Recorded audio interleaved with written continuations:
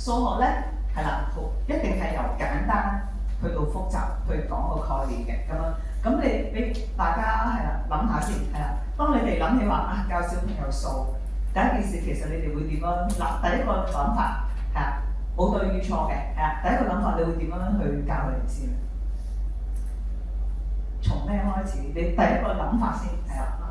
實物係啊，用實物去做啲乜嘢啊？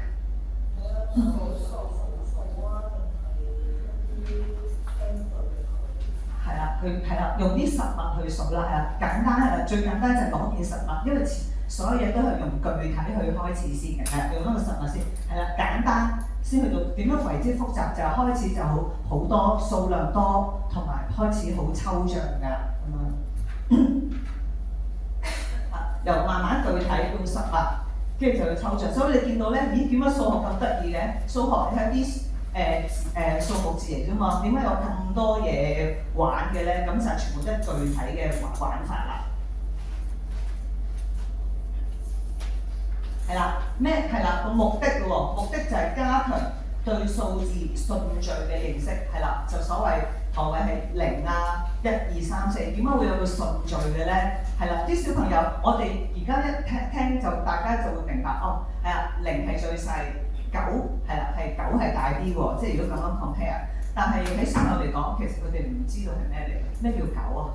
咩叫3啊？咩叫0啊？點解咧？真係唔知道喎。係啦，咁然之後慢慢幫我哋建立數量嘅概念啦。視覺啦，係啦，有望到啦，真係望到實際同埋摸到咧，咁就有一個記憶，更加加強到記憶啦。咁亦仍然都係嘅，主要嘅目的加強翻4個主要嘅目的係啦，就係專注力、秩序感、協調同埋精確性係啦。尤其數學係真係好精確嘅係啦，冇話有灰色地帶。係1就係1，2就係2，兩個就兩個，3個就3個，就冇話係中間位咁樣嘅，暫時未有。即係當然咧，去到小學程度嘅，所有嘅小學程度咧就開始有點數噶啦，其實係。咁嗰啲係另作別論啦，分數啊、點數咁樣嘅。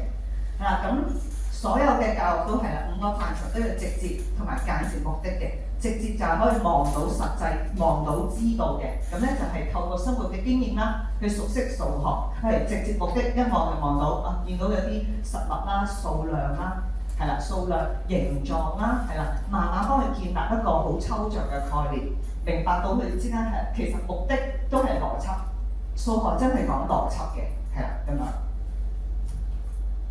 間接咯喎。係啦，慢慢咧去建立佢哋邏輯嘅思考，其實都係做緊分析嘅。咁點解上一堂咧就話感官教育咧，其實係一個數學教育嘅準備嚟嘅？點解咧？因為喺感官教育學識點樣去分類、分級，同埋去做分析，係啦。咁咧呢啲咧慢慢建立咗呢啲叫邏輯觀念咧，去到做數學咧，因為數學全部都係玩邏輯順序啫嘛，咁佢咪了解咗咯，係啊。好，咁啊培養翻專注力啦、獨立性係啦，都係講4樣啦，專注、獨立、秩序，同埋加埋仲有協調啦。協調就喺呢邊嘅，係啦。咁培養最緊要就係佢哋嘅自信心啦，因為佢哋自己可以數到數，自己可以掌握到，自己去操控啲教材咁樣嘅。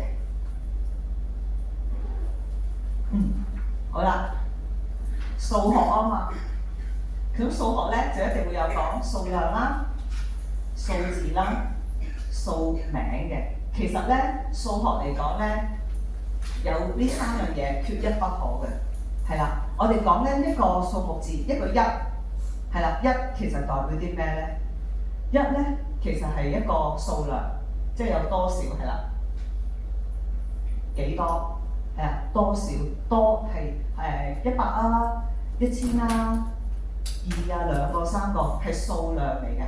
係啦，所有都係一個概念，而佢哋咧缺一不可，係啦。總之係啦，譬如個係啦，1啊、2啊、3啊，呢都係多少啦。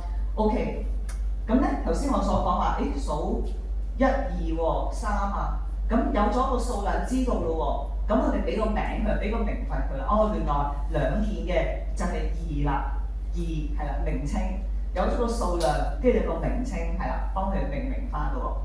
係啦，咁咧所以點解話缺一不可啦？跟住咧，跟住名係2啊嘛，咁點樣寫啊？有個義字，其實義咧係一個輔補嚟嘅，係啊，所以咧三樣嘢少一個都唔得，咁樣先為之。所以點解話係好抽象咯？係啦，即係原來係啦，我未讀嗰時我都唔知啊，原來個義係咁，原來係咁嘅意思，係用三樣嘢去組成先可以叫義咯。係啦，有兩件係啦，數量實際數量名同埋係一個符號嚟嘅，係啦。咁呢個咧就係佢哋之間嘅關係啦。咁所以係啦，原來係咁樣嚟嘅喎，一個數目字係啦。所以就要俾小朋友知道佢哋嘅之間嘅關係啦，就透過操作唔同嘅教材啦。